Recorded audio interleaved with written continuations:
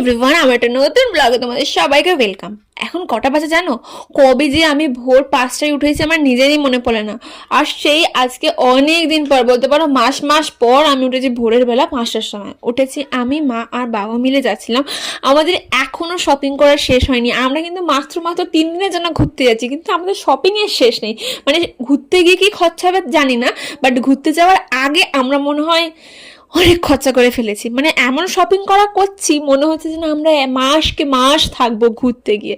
তারপরে বাড়ি ফিরে মা আমাকে মাটন দিয়ে ভাত খাইয়েছিল। এটা কিন্তু আমার শ্বশুর বাড়ির স্পেশাল মাটন। তো মা ভাতটা খাইয়ে দিয়েছিল। তারপরে খেয়ে দিয়ে রেস্ট নিয়ে আমি আবার বিকাল বিকাল বেরিয়ে পড়েছিলাম বাবুকে নিয়ে, কারণ আজকে আমাদের ছিল কিছু খাবার দাবার কেনার জন্য। আমরা গেছিলাম, বেসিক্যালি আমরা গেছিলাম স্মার্ট বাজার রিলায়েন্সে। ওখান থেকে আমরা বেশ কয়েকটা খাবার জিনিসপত্র কিনবো বলে গেছিলাম, কিন্তু আমাদের ওখানে গিয়েই মানে কি করতে গেছে আর কি করে বাড়ি চলে এসেছি।